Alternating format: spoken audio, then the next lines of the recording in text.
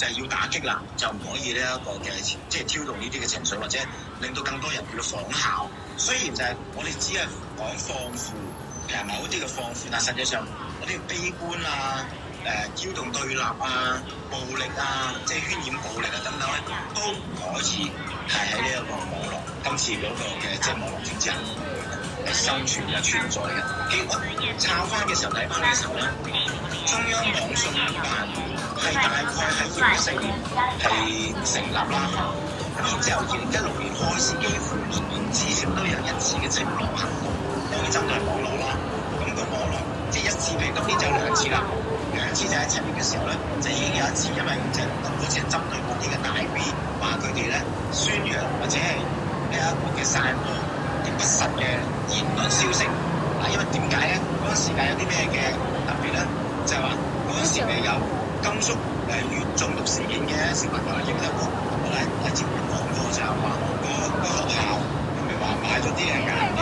喺嗰啲嘅食堂，用呢啲顏料嚟製作彩色糕點啊嘛，俾啲小朋友食，數以百計嘅小朋友中鉛毒嘅呢件事，但係喺網上面人哋好大嘅好多人關注啊嘛，跟住杭州嘅污水事件啦，打開個水龍頭咧流出嚟嗰啲啫，係即係粉水咁樣嘅嘢啊嘛，咁嗰度係又係啦，呢一個大家就講下我自己嗰個城市流出嘅嗰啲嘅水有幾咁污糟嗰啲等等，仲有少林寺方丈啦、陳奕迅啦，係咪啊？四川江油都未成年少年被人呢一個欺凌啦，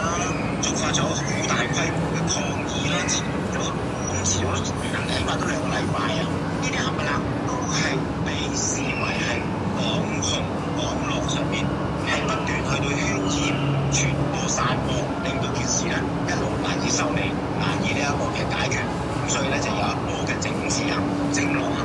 政治嗰啲叫網紅嘅 OK。但係今次咧就係今年裏邊嘅第2次啦。點解忽然間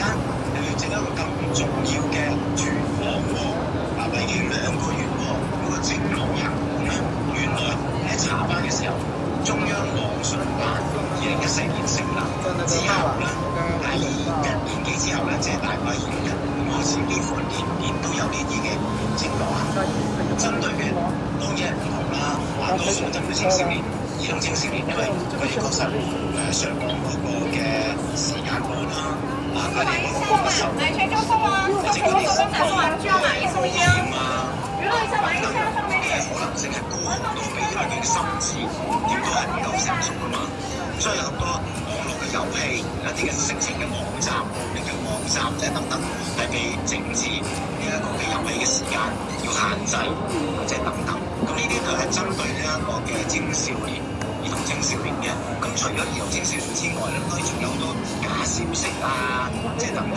幾乎你睇下，每一年都有針對唔同嘅嘢咧，會進行呢一個政治嘅呢一個嘅清朗行動裏邊咧，譬如呢啲嘅網紅咧，2024年開始咧就已經政治佢哋嘅啦。咁今年即係7月嘅時候咧，再試一次就更加針對佢哋。咁今年點解要有2次？點解要針對嗰個放負嘅情緒咧？點解放負都要都得咧？呢一個先至係我覺得值得討論嘅地方。今日就大家繼續今次嘅清朗行動。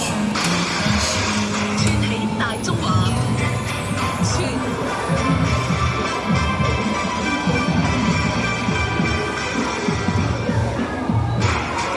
貫通中西南灣，拆解世界格局，國際線，串起大中華，潘小頭。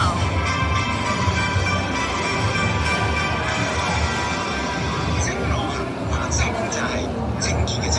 朗就係晴朗嘅朗。OK，清朗行動即係呢個係天朗氣清啊，即係嗰啲嘅意思啦。我頭先開始就話你今年嗰個嘅主題可以放負，即係可以自己做嘅咁亦都你又可以悲觀，即係等等，因為有傳染㗎嘛。即係你呢一個人，如果影響力大嘅，你咁負嘅，而家講正能量㗎嘛，你放負能量喎，係嘛？呢一個就係針對性，嗰個效果會點咧？即係中央網信辦統領晒全國最勁嘅，即係而家使用呢一個嘅社交媒體咧，佢哋好多敏感詞噶嘛，或者嗰啲個內容咧都會俾限制噶嘛，即係唔係淨係中國嘅。其實你而家試下睇下，上去 Facebook 啊、IG 啊，唔知咩 X 又會勁啲嘅，即係佢嗰個限制會少好多。譬如少少嘢你就會被禁噶啦。前幾日有一個嘅女童，10歲嘅女童喺嗰啲中轉屋啊定咩嘢咧，被虐過一個 BB 跌落地，嗰段片咧喺社交媒體上面瘋傳，咁而家被呢一個嘅刪咗啦。我自己嗰個嘅 Facebook 咧都受影響，因為我都有覺得呢個係一個好重要嘅社會事件嚟㗎嘛，即係大家先至有討論嘅空間，即係開始㗎嘛，係咪？討論就係話點樣去兒童啊，點解會有啲咁嘅情況啊？即係啲人咧都關注㗎嘛，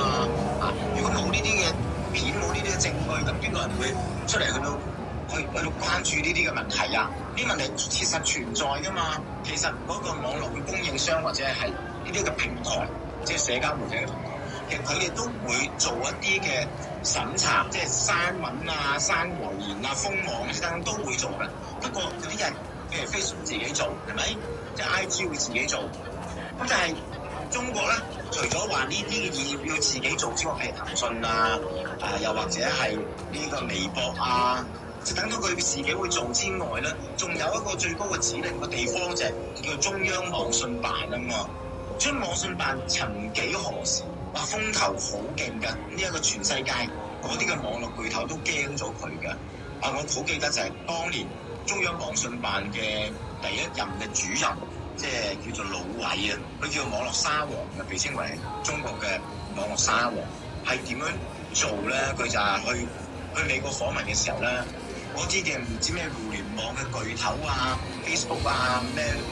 嗰時叫 Twitter 啊咩嘢啊，甚至嗰啲嘅電腦商啊之類嘅嘢咧，哇，個個都阿諛奉承㗎。你諗下幾犀利啊！中國有經濟沙皇啊，之前嘅朱鎔基、網絡沙皇魯偉嗰時，即係2014年嗰時，咁後來咧就3年之後咧，就跟話佢腐敗，仲傳到佢咧印嗰啲嘅人奶業啊，真係有個裸體嘅女性係喺宴席上面係供應燕奶俾佢，即係人奶喎。嗰時全人魯偉就其中一個，咁後來就被判咗14年嘅監禁啊、罰款啊，即係等等，即係貪污腐敗啦、以權謀私啊，有晒啦。